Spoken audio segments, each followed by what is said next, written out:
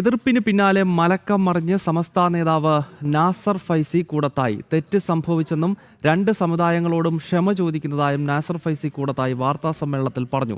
നാസർ ഈഴവ ഐക്യം മുസ്ലിം വിരോധത്തിന്റെ പേരിലാണെന്നായിരുന്നു കഴിഞ്ഞ ദിവസം നടത്തിയ പ്രസ്താവന. ആദ്യം ആ പ്രസ്താവന കാണാം. ഒരൊറ്റ കാര്യം പറയട്ടെ, ഐക്യം പറയുന്ന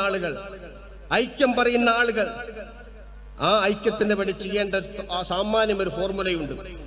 സ്വന്തം ഈഴവജാതിക്കാരനാണ് വെള്ളാപ്പള്ളിയെങ്കിൽ തങ്ങൾക്കില്ലെങ്കിലും സങ്കല്പിച്ചുകൊണ്ട് പറയട്ടെ, താങ്കളുടെ ഒരു മകൻ താങ്കൾ സൗഹൃദത്തോടുകൂടി പറയുന്ന NSS, ഞങ്ങൾക്കെതിരില്ല, NSS ആവാം, NSSന്റെ സംസ്ഥാന സെക്രട്ടറിയുടെ മകളെ കല്യാണം കഴിച്ചുകൊണ്ട് മാതൃക സ്ഥാപിക്കാൻ വേണ്ടി വെള്ളാപ്പള്ളിക്ക് സാധിക്കുമോ എന്ന ചോദ്യമാണ്.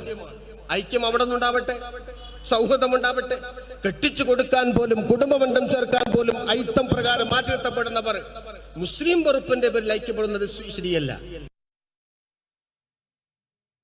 വിവരങ്ങൾ ശിവദാസ് കന്മനം മലപ്പുറത്ത് നിന്ന് നൽകും. ശിവദാസ്, കഴിഞ്ഞ ദിവസം നാസർ ഫൈസി കൂടത്തായി നടത്തിയ പ്രസ്താവനയാണല്ലോ നമ്മളിപ്പോൾ പ്രേക്ഷകർക്ക് മുന്നിലേക്ക് എത്തിച്ചത്. ഇപ്പോൾ മാപ്പ് പറഞ്ഞുകൊണ്ട് സമസ്തയുടെ നേതാവ് രംഗത്തെത്തിയിരിക്കുകയാണ്. മാത്രമല്ല, ഈ NSS SNDP ഐക്യം വരുന്നതിൽ സമസ്തയ്ക്ക് എന്താണ് ഇത്ര പ്രശ്നം? അതൊരു സ്വാഭാവികമായിട്ട് ഉയരുന്ന ചോദ്യമാണല്ലോ. കാരണം ഹൈന്ദവ സമൂഹം ഒന്നിക്കുന്നു, ക്രൈസ്തവ സമൂഹം അതിനൊപ്പം ഒന്നായി എത്തുന്നു.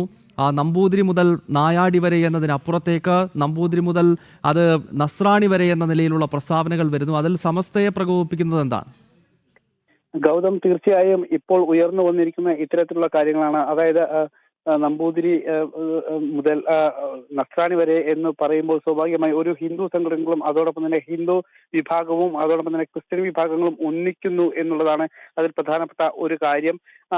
ഇത് മുസ്ലിം സമുദായത്തെ വലിയ രീതിയിൽ തന്നെ അവർക്ക് എതിർപ്പ് ഉണ്ടാക്കുന്നുണ്ട്. കാരണം നമുക്കറിയാം, കഴിഞ്ഞ കാലങ്ങളായി ഏത് വിഷയം വരുമ്പോഴും, പ്രത്യേകിച്ച് തിരഞ്ഞെടുപ്പുകൾ അടുക്കുമ്പോൾ സ്വാഭാവികമായും മുസ്ലിം വിഭാഗങ്ങൾ, പ്രത്യേകിച്ച് സുന്നി ആണെങ്കിലും മുജാഹിദ് ആണെങ്കിലും, അവർ സ്വാഭാവികമായും എതിർപ്പുള്ള സംഘടനകൾ ആണെങ്കിൽ പോലും ഇത്തരം വിഷയങ്ങൾ വരുമ്പോൾ, മുസ്ലിം സമുദായത്തെ ബാധിക്കുന്ന വിഷയങ്ങൾ വരുമ്പോൾ അവർ ഒന്നിക്കുക ഒരു പതിവാണ്. പ്രത്യേകിച്ച് ഒരു വലിയ വോട്ട് ബാങ്ക് ആണ് മുസ്ലിം സമുദായം. അത് കണ്ടറിഞ്ഞുകൊണ്ടാണ് LDFും UDFും കാലാകാലങ്ങളായി അത്തരത്തിലുള്ള നയങ്ങൾ സ്വീകരിക്കുന്നത്, ന്യൂനപക്ഷ പ്രീണന നയങ്ങൾ സ്വീകരിക്കുന്നത്. അത് അങ്ങനെ തുടർന്നു കൊണ്ടിരിക്കുകയാണ്.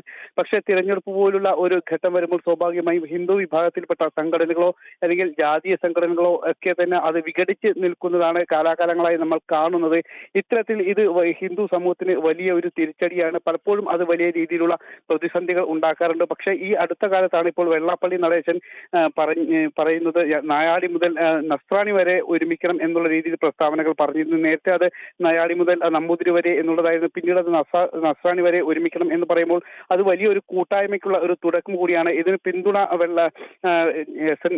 NSS ജനറൽ സെക്രട്ടറിയും അറിയിച്ചിട്ടുണ്ട്. അപ്പോൾ ഇത്തരത്തിലുള്ള ഒരു കൂട്ടായ്മ ഉയർന്നു വരുമ്പോൾ അത് മുസ്ലിം സംഘടനകൾക്ക് വലിയൊരു എതിർപ്പുണ്ടാക്കുന്നുണ്ട്. കാരണം അവരുടെ വോട്ട് ബാങ്ക് രാഷ്ട്രീയത്തിന് അത് തിരിച്ചടിയാകും, അവരുടെ ഒരു ഐക്യത്തിന് തിരിച്ചടിയാകും എന്ന് മനസ്സിലാക്കുന്നു. മാത്രമല്ല, അവർക്ക് പല രീതിയിലുമുള്ള മുതലെടുപ്പിനുള്ള അവസരം കൂടിയാണ് നഷ്ടപ്പെടുന്നത്. കാരണം അവർ ഇത്തരത്തിൽ ഹിന്ദു സമൂഹം വിഘടിച്ച് നിൽക്കുമ്പോൾ അതുവഴി അവർക്ക് മുതലെടുക്കാൻ കഴിയുന്നുണ്ട്.